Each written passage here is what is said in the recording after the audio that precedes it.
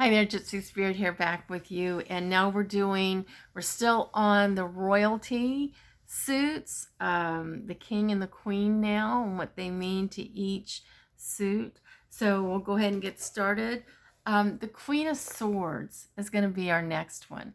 Now, the queen, remember, she's feminine energy, and by now, you when you see the queen or the king, by now they have reached a point where the journey is almost ending.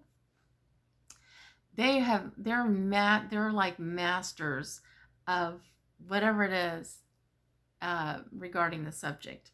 So the Queen of Swords, as you can see, she has come through a lot, and she is holding her sword.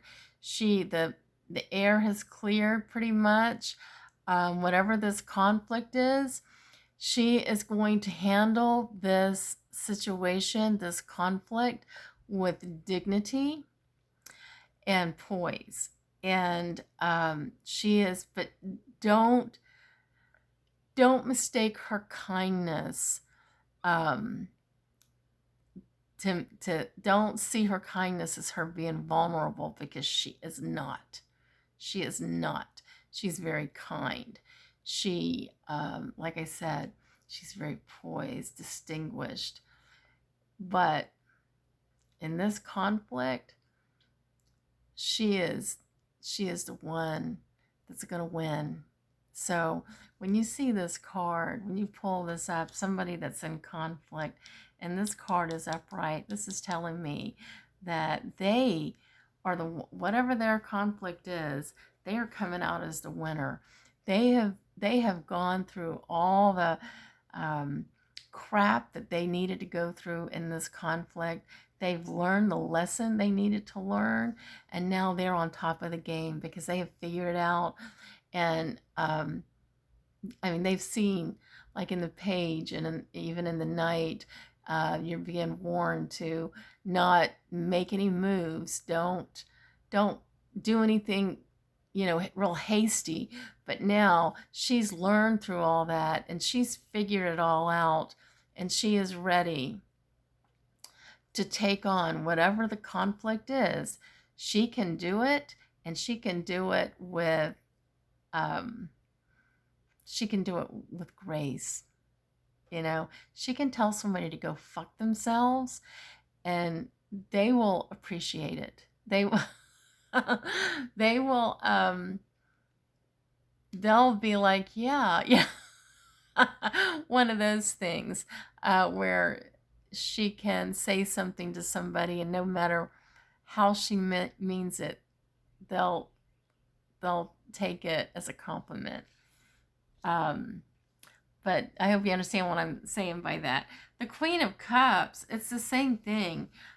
She's come through a lot, and she is very gracefully sitting by the water. She's cool, calm, and collective. The queen, again, feminine energy. She's nurturing. She has nurtured herself. Her emotions are in check. She's not like all over the place. And she's sitting in her throne very peacefully, just waiting, for her cup to be filled. And it will be. She's got everything under control, and she's there.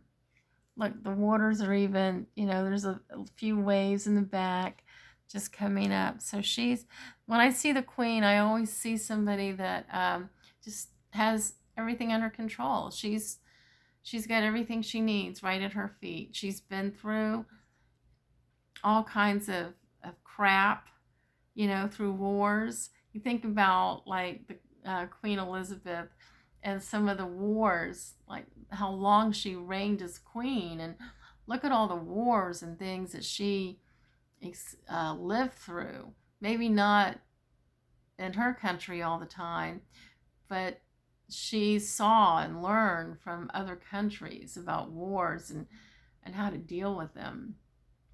And so she was very well seasoned in her reign by the time she died.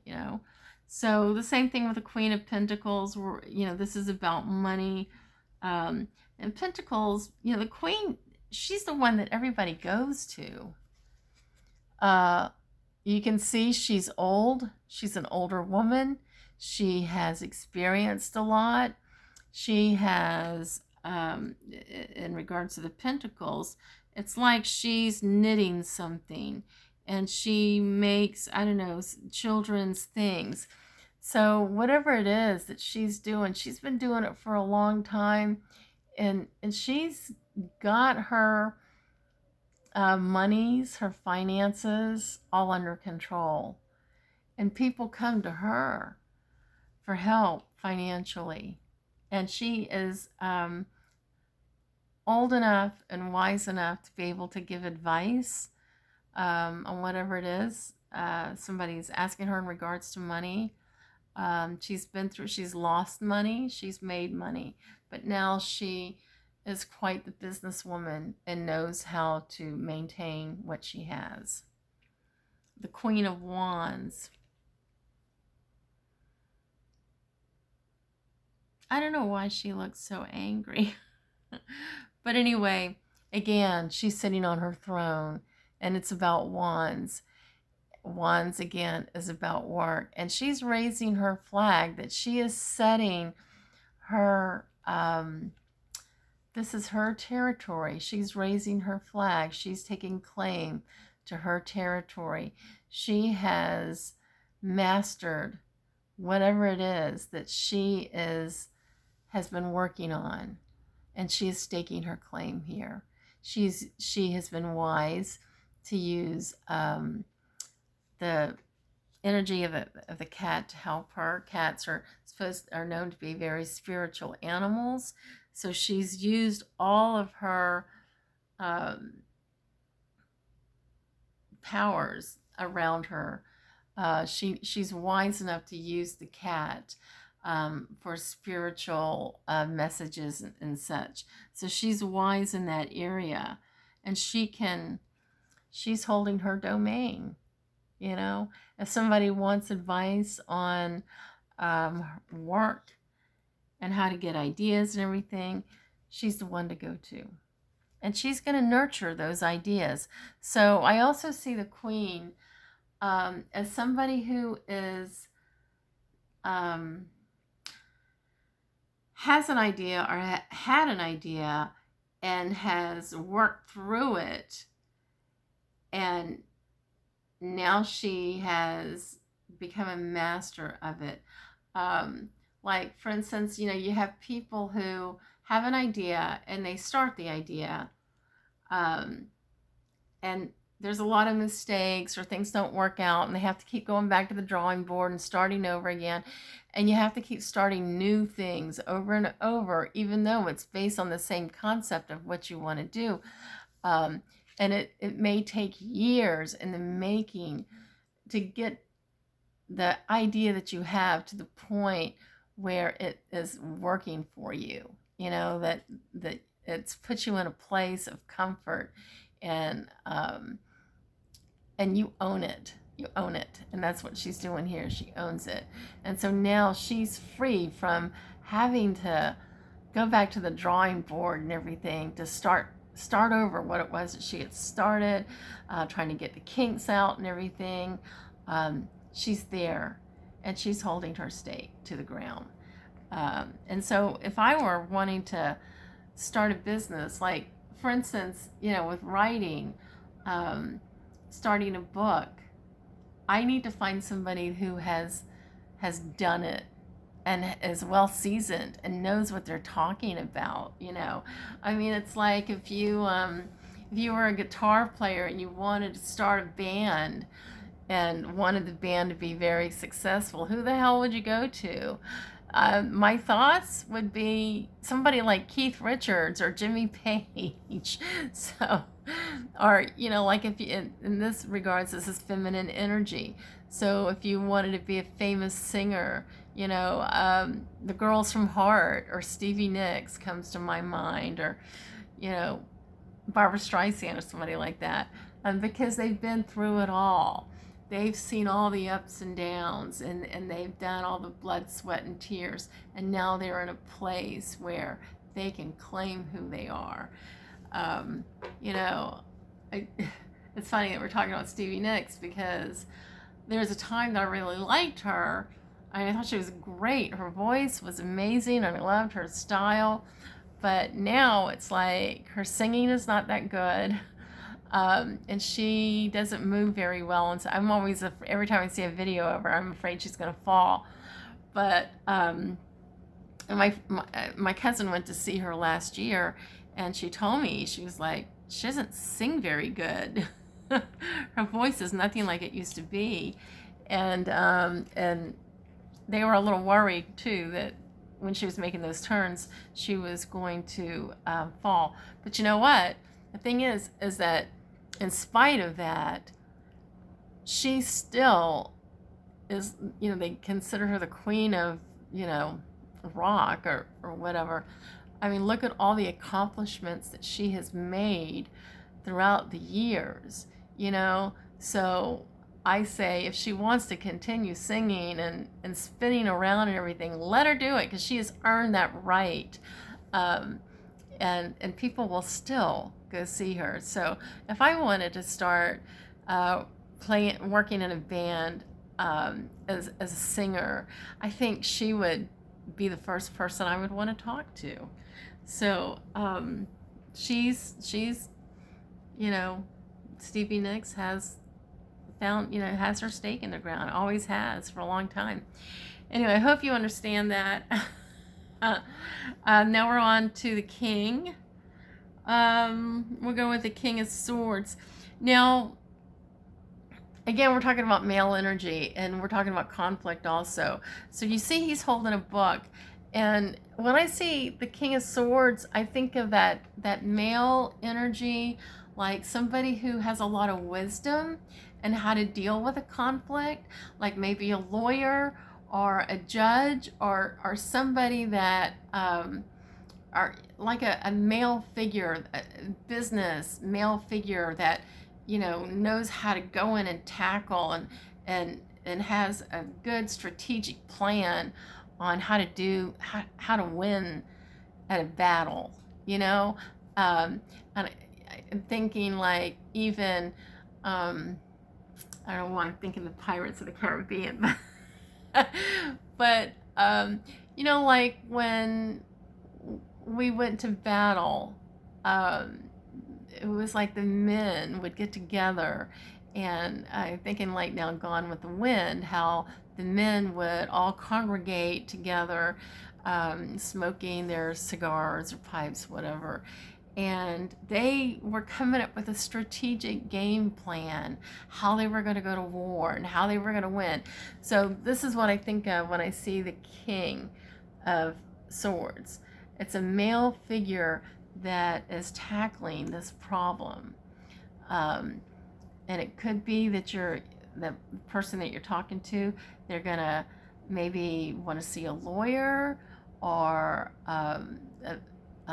somebody that, like a male figure that's well equipped to be able to deal with whatever it is they're going through. So also now we have the King of Cups. The cups the king, men handle, again, male energy, but men handle emotions differently than women do, I believe. They're more withdrawn. They don't necessarily talk about their emotions or how they're feeling. They often will become very isolated. And so that's what I'm seeing here. There's some healing he's trying to get through. He's isolated himself from everybody so that he can get the healing that he needs. And he's strong. He's very strong. And he, again, male energy. He is very spiritual. He's very strong, but also he's very private.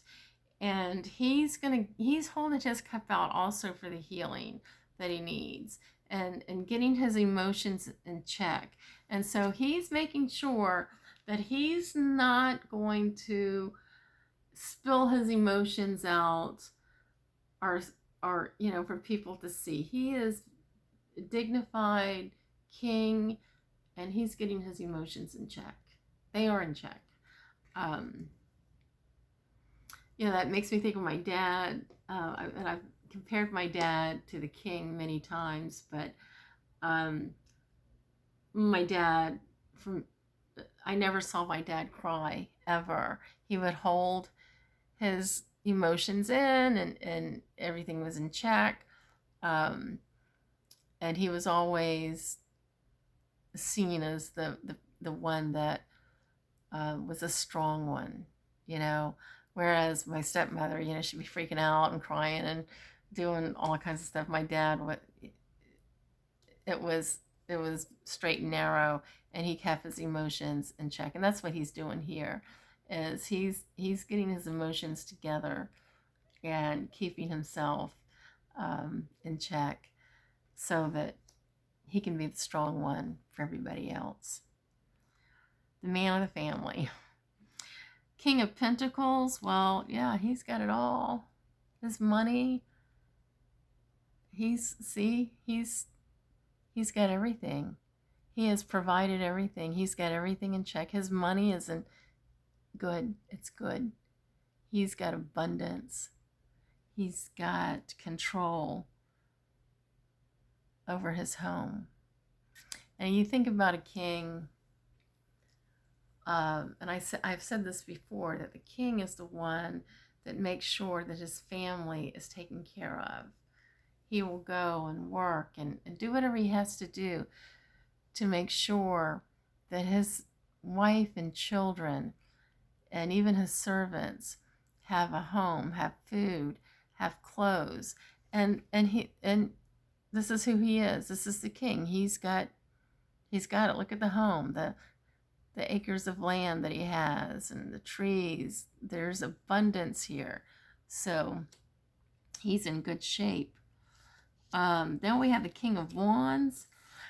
I see this card maybe a little differently than other people may see it.